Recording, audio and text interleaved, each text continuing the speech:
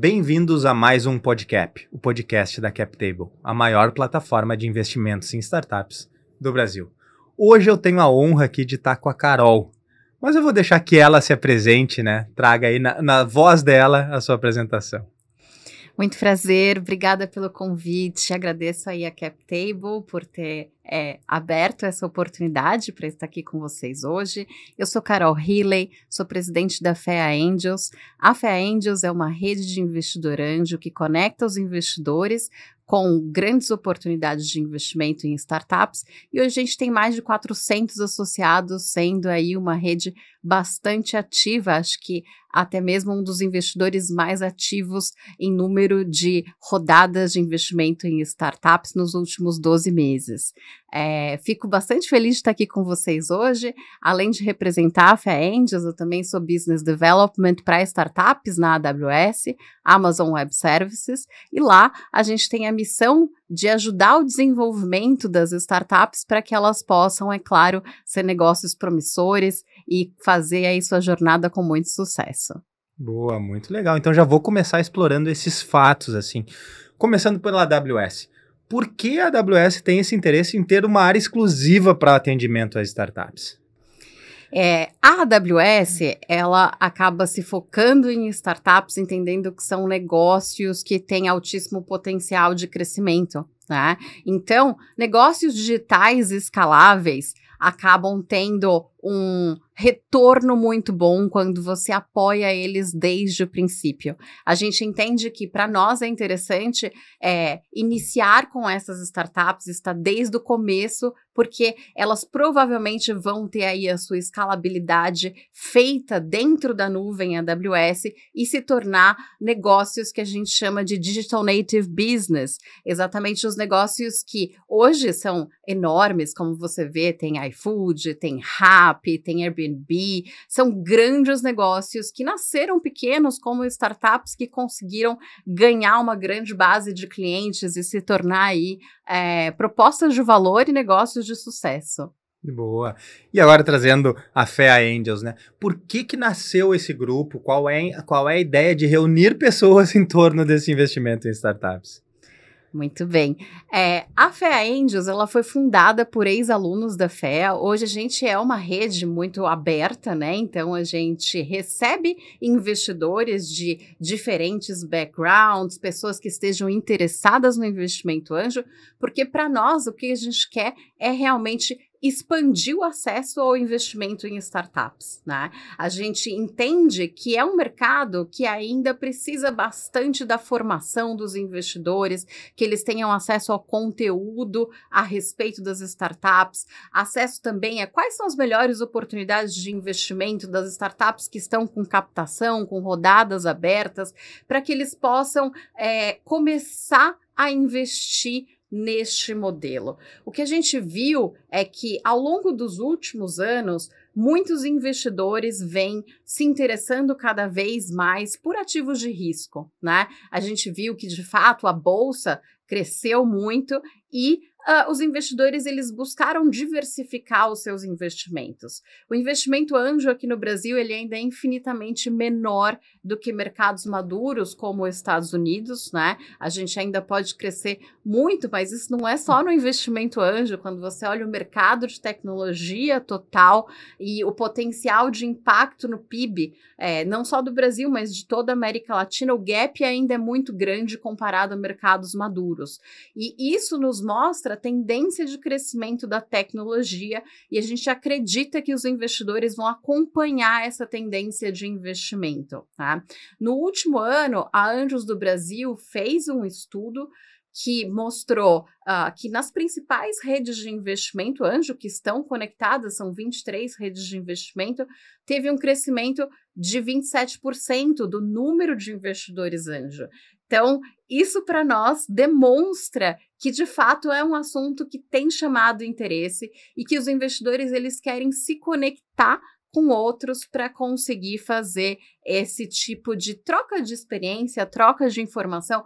Quando você investe junto, investe com pessoas que você conhece ou que você tem interesse de fazer networking, acaba sendo uma troca muito mais rica. né? Você cria confiança. O investimento, ele é um exercício de confiança, né? Confiança entre os investidores e confiança principalmente no empreendedor, né? Essa relação de confiança, quando ela está embasada, quando ela tem essa rede de apoio, ela se torna mais fácil, mais fluida, e um aprende com o outro, além de, como consequência, formar um grupo que vai compor o smart money, que a gente entende, né? Que é justamente o apoio às startups com recursos para além do capital. Então, elas vão contar provavelmente com os investidores anjo, que tem cada um a sua própria especialidade, eventualmente alguém que entende mais de tecnologia, alguém que entende mais de finanças, outro que entende mais da parte comercial, e isso faz com que mais portas se abram para essa startup e esses investidores possam colocar ali o seu valor. A gente preza bastante de estar sempre próximo da universidade, né? Esse foi o nosso início, porque primeiro a gente tem bastante o sentimento de give back, né? Acho que quem passou pela USP sabe a estrutura que existe ali, a gente sempre tem bastante orgulho de ter feito parte da universidade e a gente quer que essa relação entre o empreendedorismo, o mercado e a universidade, ela seja cada vez mais fluida, que seja próspera para os dois lados, né? A gente acaba se relacionando bastante com a universidade em dois sentidos. Em projetos de mentoria, então a gente tem uma rede de mais de 400 investidores, pessoas que são brilhantes em suas carreiras e que acabam ajudando bastante os projetos da universidade. A gente abre possibilidades de que eles mentorem até mesmo alunos de graduação, para que eles possam levar para os projetos que estão iniciando, para aquelas pessoas que estão ali ainda em formação, o seu conhecimento, e a gente também faz com que os nossos associados e as startups tenham acesso aos cursos da FEA, né? Justamente levando essa missão de formar melhores empreendedores e formar melhores investidores. Todos os anos a gente oferece aí um curso de formação de investimento anjo da professora Lilian Carretti e também um curso aí para que as startups possam entender como funciona, para que elas possam fazer um fundraising, rodadas de captação de sucesso. Muito legal ouvir tudo isso, assim, acredito que compartilhamos de um propósito, assim, então estamos bem conectados com isso, com as complementaridades, né, de todos esses argumentos que tu trouxe aí. E olhando até para o dado que tu citou, né, do crescimento do investimento anjo em 2022, 27% de crescimento nessa base de investidores anjo aí, ou interessados em investimento anjo, num ano que, apesar de ter sido o segundo melhor ano para o Venture Capital no Brasil, não foi um ano de crescimento, né? Então, muito se noticiou sobre a queda desses investimentos. E aí, a que tu acredita, né? Onde que tu diz que foi a causa desse crescimento? Por essa galera, talvez, não ter um interesse somente financeiro nesse investimento? Ou foi porque pareceu o melhor momento financeiramente de entrada? Belíssima pergunta. Eu acho que essa cautela que a gente tem visto do mercado, principalmente dos fundos de venture capital, ela também se reflete nos investidores de pessoa física. Mas o assunto e o interesse de longo prazo, ele continua muito vivo, né? A todo momento você continua vendo startups que trazem possibilidades de soluções inovadoras para o mercado, você continua vendo que as startups que estão bem estruturadas, elas seguem captando rodadas, que são rodadas importantes, né? Então, como essa digitalização continua acontecendo e cada vez mais parte da vida das pessoas, as pessoas cada vez mais se interessam pelo investimento relacionado às startups. É claro que a gente não desvincula isso ao cenário macroeconômico, né? Então, a gente tem taxas de juros que são mais altas, a gente tem um cenário que, como um todo, faz com que muitos investidores acabem tendo alguns comportamentos um pouco mais conservadores, né? Então, aí você vai ver, puxa, será que de fato vale a pena investir agora numa startup? A startup vai precisar ter ali o seu cash flow muito bem ajustado, ela vai ter os seus unit economics mais redondinhos para apresentar para o investidor, ela provavelmente vai ter que ter uma jornada de construção de relacionamento mais bem feita para que ela possa captar o seu investimento, mostrar que de fato ela está cumprindo o plano a que ela se propôs. Então tem uma série de coisas que vai acontecer ao longo desse caminho da startup para que os investidores eles apostem na startup, né? Então a gente acredita de fato que esses investidores eles vão continuar com um interesse crescente, mas ao mesmo tempo em anos que a quantidade, o tamanho do cheque pode ser um pouco menor. Sim, muito bom. E falando sobre as startups agora, né? A startup que está se preparando para receber uma rodada de investimento ou sonha em receber um investimento da FEA ou de outros players, que dicas tu daria para essas startups para elas virem bem preparadas para esse momento de captação? Eu acho que o primeiro ponto é quando eu preciso captar um investimento, né? Do lado do investidor, eu acho que vale ele pensar qual é a startup que eu devo olhar melhor e ter maior interesse em entrar, porque representa uma boa oportunidade de longo prazo. Normalmente o investidor ele entra porque ele tem bastante afinidade. A gente constrói teses porque elas estão muito relacionadas com aquilo que a gente conhece, né? De acordo com o background de cada investidor. Então tem muita gente que vem de mercado financeiro, então adora investir numa fintech, já conhece, sabe quem é que pode contactar, já viu outros casos acontecerem. Então isso é muito comum acontecer.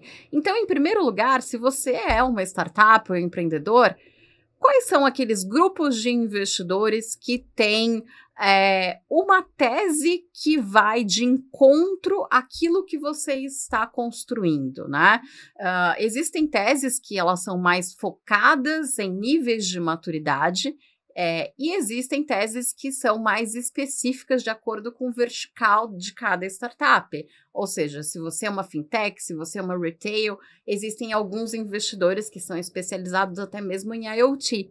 Né? Então, a gente tem aí pessoas que querem investir em coisas diferentes. A startup precisa estar consciente de para quem eu devo pedir esse investimento. Esse é um ponto bastante relevante. E o investidor, para quem eu devo dar esse cheque, né? Porque o meu conhecimento ele é mais relevante, a minha rede de relacionamento é mais relevante para que tipo de startup, né? Então você tem aí os dois lados da moeda para que esse seja um casamento, um negócio muito bem sucedido, né?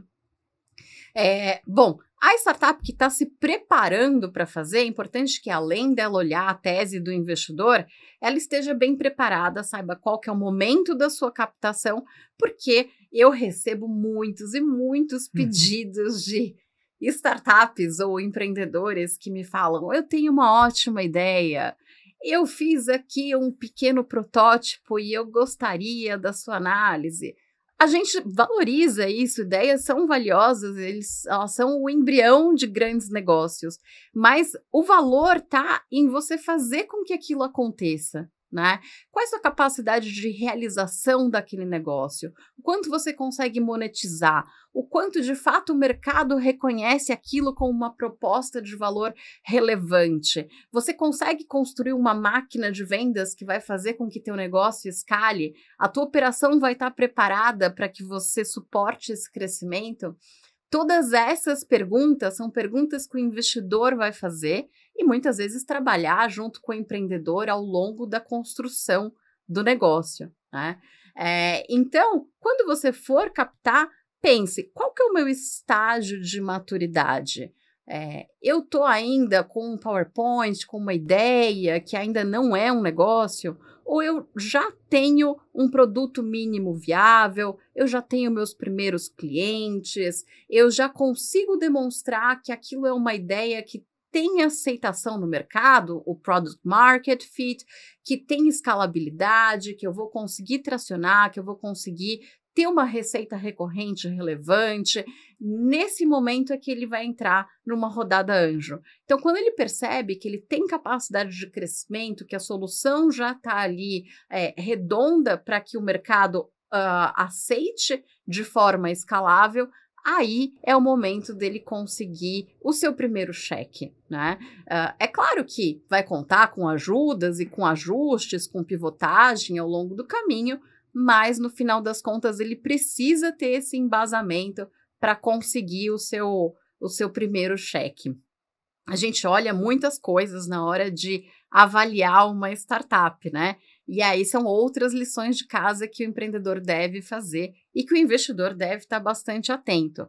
O time de fundadores precisa ser um time bastante complementar, com experiência prévia dentro daquele segmento.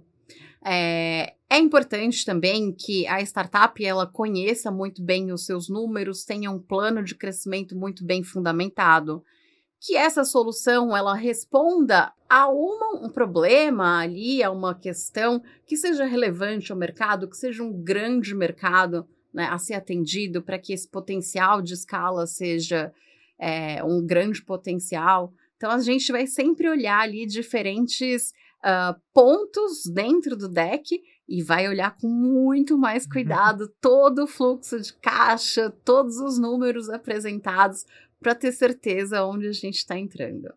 E, normalmente, a FEA sempre é o primeiro cheque? Não necessariamente. A gente já chegou a entrar aí, mas por exceção, até em Series A de startup que estava querendo entrar no mercado brasileiro e nos procurou justamente como uma porta de entrada, né? Mapearam ali os investidores, detectaram que a FEA Angels poderia ser um bom jeito e aí a gente fez através de co-investimento com outros fundos, né? Eu acho comum que as redes de investimento anjo sejam o primeiro cheque, melhor ainda quando a gente consegue fazer ou conjuntamente com outras redes. Na FEA Angels, a gente tem 75% das startups que ou foram co-investidas ou caminharam para rodadas de investimento posteriores, né? Isso para nós é um grande motivo de orgulho, porque a gente vê que, de fato, a gente está entrando em negócios que outros investidores enxergam como grande potencial, né? E a gente consegue ter essa troca de deal flow com fundos de VC, como a Domo, a gente conversa bastante com outros fundos, até mesmo Boss, enfim, a gente tem uma série de parceiros para fazer esse co-investimento e fazer com que a startup chegue ainda mais longe. E qual a importância que tu vê nesse co-investimento aí, seja com outros parceiros, redes de anjo, ou fundos, ou outros modelos como a CapTable também, né?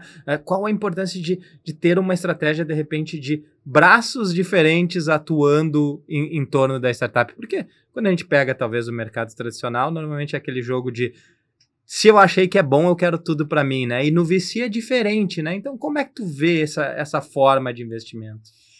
Olha, a gente até entende que esse é um business de acesso, né? Ou seja, se você encontrou um bom negócio, é importante que você saiba valorizar e que você saiba que aquilo é importante para você construir uma rede de apoio de investidores ao redor, né?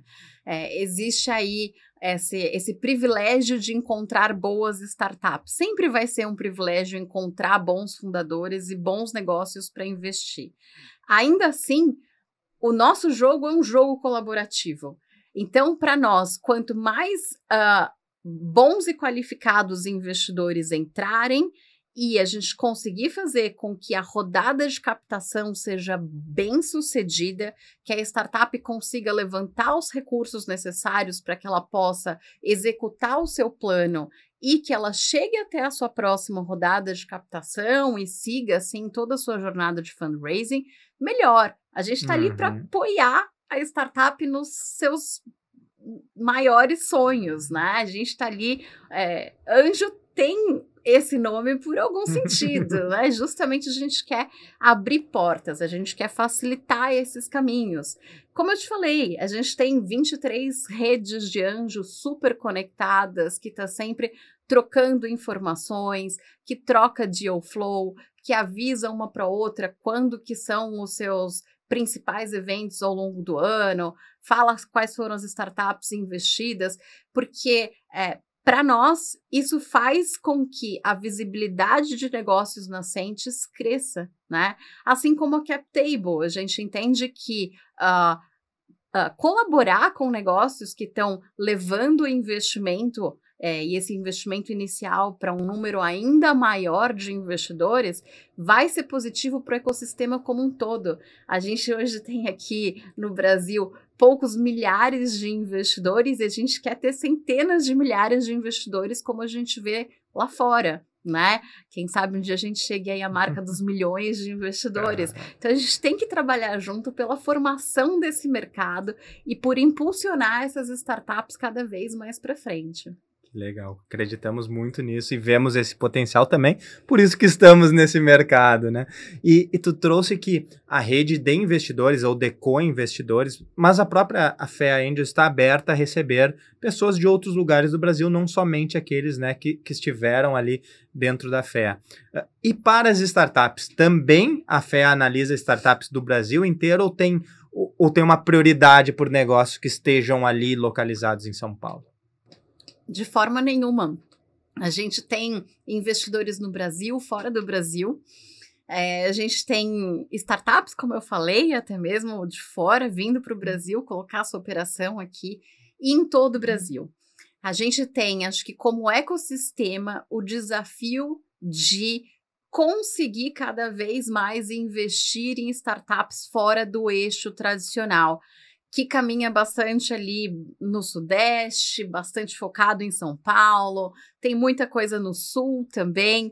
A gente está aqui em Porto Alegre, a gente sabe que nos últimos anos, cada vez mais esse ecossistema aqui se consolida como um ecossistema de sucesso. A gente tem alguns polos espalhados no Brasil.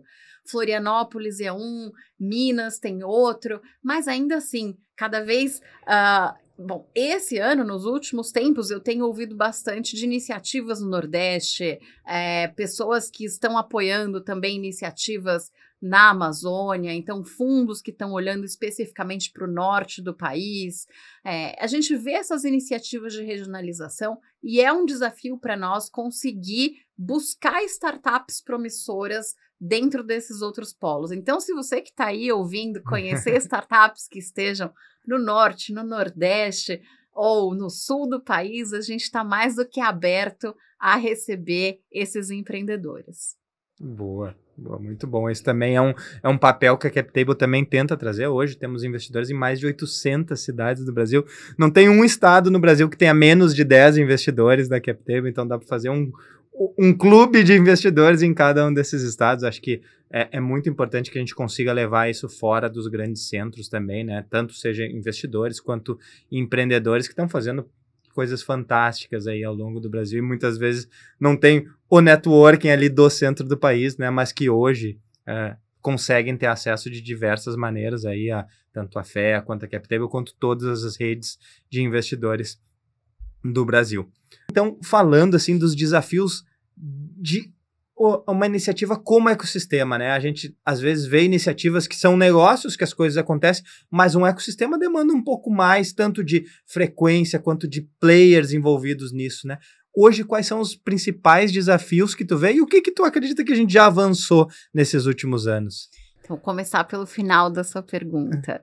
Eu acho que uma coisa muito legal que a gente vê no ecossistema é que ele é um ecossistema que se retroalimenta, né?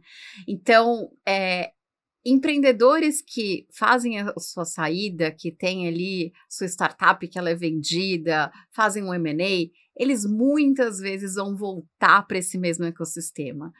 Quem vão virar second time founders, coisas assim.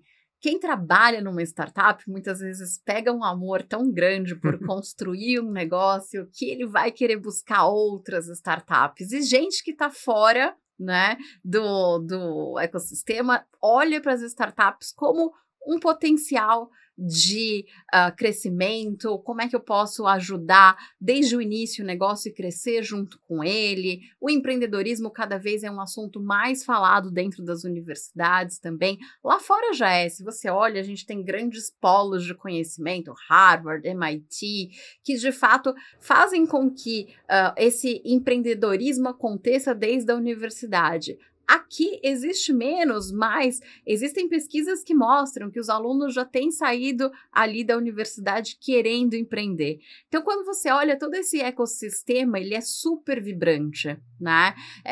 E ele faz com que cada vez mais, como os profissionais eles já têm mais experiência, os negócios eles já surjam com um nível de maturidade, de conhecimento melhor, né? Quando a gente olha para os pitches, para os decks que a gente recebe, a gente tem um nível de preparação muito maior dos fundadores hoje do que há anos atrás.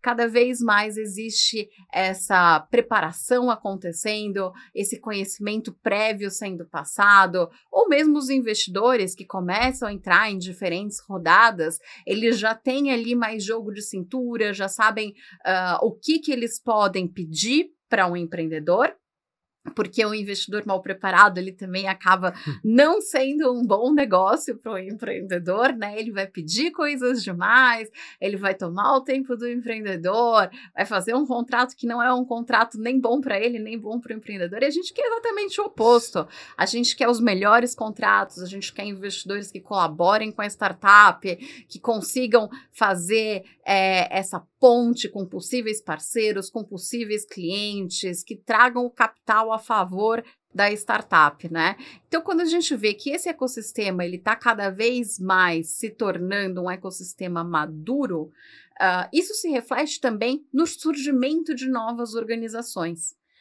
Você vê o crescimento de corporate venture capitals, cada vez mais iniciativas de inovação aberta. Então, as grandes empresas passam a se interessar por isso como um negócio. E um negócio que é tanto bom financeiramente, quanto bom para o core business deles. Eles vão buscar nas startups as possibilidades de inovação aberta, aquilo que vai levar o seu negócio para frente, que vai trazer maior valor para os seus clientes, que vai fazer com que o ecossistema deles também se expanda, né? Então, a gente está vendo aí que como ecossistema, você tem a entrada de novos players, você tem mais investidores chegando, você tem melhores startups. Eu sou uma super otimista, né? Então, vocês podem ver aqui que eu estou falando vários aspectos bastante positivos. E, apesar de ser um momento não tão farto em quantidade de grandes investimentos em startups, a gente viveu um momento aí de 2021 que estava maravilhoso, né? Era uma round atrás de round, e unicórnios surgindo, e IPOs sendo comunicados, a gente estava num momento lindo do Venture Capital. 2022 foi um ano de ajuste, 2023 também é um ano em que as coisas vão estar um pouco mais ajustadas em termos de valuations corretos, investidores aí buscando os melhores deals, sendo bem mais seletivos na hora de assinar o seu cheque, mas ainda assim eu vejo que bons negócios vão surgir, pessoas vão estar mais preparadas para poder fazer a gestão e que a longo prazo a inovação continua sendo uma excelente aposta e a gente vai ter aqui um ecossistema de startups cada vez melhor.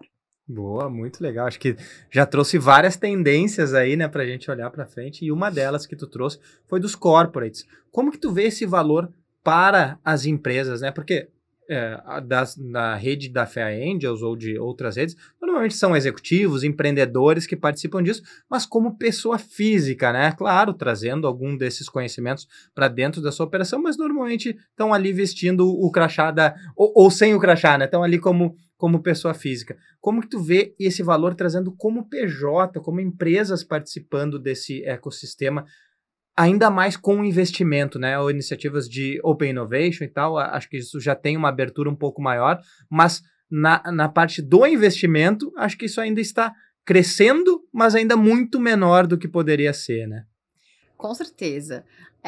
Eu acho que as empresas, elas têm o Corporate Venture Capital como uma grande possibilidade de investimento a longo prazo, e elas, no final das contas, acabam sendo bastante influenciadas, e os executivos, eles participam dessas redes de investimento. Na própria FEA Angels, a gente tem uma série de executivos, diretores, ex-fundadores, enfim, a gente tem uma rede bastante rica, e o que a gente vê é que uma vez que esses executivos, eles comecem a estar mais confortáveis com a ideia de investir também em pessoa física, eles começam a influenciar ainda mais o investimento via PJ, né? Falar assim, nossa, se é bom fazer para investir muito mais e tornar isso uma linha de negócio estruturada, é excelente. É claro que quando a gente percebe que o Corporate Venture Capital, ele ainda não é um líder de rodada, ele não costuma ser a âncora, né? E aí eu acho que é a grande possibilidade de maturação desse mercado. Normalmente o CVC, ele vai entrar quando você tem um grande VC ali apostando, o que é excelente para os dois lados, obviamente, mas dificilmente, ou quase nunca, se vê uma rodada que um CVC entrou e falou, bom, eu vou ser o âncora dessa rodada, porque para mim faz todo sentido como negócio apostar, e vou apostar junto com outros investidores, como investidores anjo, como equity crowdfunding, enfim, ele sempre vai buscar ali a solidez de um investidor mais experiente, né? No futuro pode ser que isso mude. Pode ser que a gente veja aí já investidores muito experientes e que eles de fato se tornem líderes, se tornem âncoras e que se sintam bem à vontade de trazer cheques maiores, de ser de fato uma fatia da pizza maior quando você olha em termos de investimento. Quando a gente analisa os números de investimento, você sempre vai ver que existe muito mais venture capital apostando do que corporate venture capital, né? Então, os VCs ainda são os maiores responsáveis pelo volume de investimento no mercado. E o potencial é gigante, né? Se o corporate começa a vir para isso, essa balança já vai para outro lado rapidinho. Um papo muito bom aqui, muito legal conversar com a Carol, entender todos esses aspectos que ela trouxe aqui. Vou deixar a oportunidade dela deixar uma mensagem final aí para nossa audiência. Bem, gente, eu coloco aqui para vocês o convite para que vocês possam fazer parte também da rede de investimento da FEA Angels. Eu gostaria de compartilhar com vocês desse otimismo que eu trouxe aqui, para que vocês vejam as startups como fontes de inovação, como a possibilidade de você apostar no empreendedorismo nesse país, de fazer diferença na economia crescente digital, nesse movimento de digitalização que a gente tem visto, e que a gente consiga fazer da jornada das startups, dos empreendedores, jornadas de sucesso. E para o empreendedor, eu desejo que ele seja muito resiliente sempre, que ele consiga encontrar aí os melhores caminhos de crescimento ao longo da sua startup, fazer boas associações, ganhar mercado e fazer com que o seu negócio seja um sucesso. Boa, é isso aí.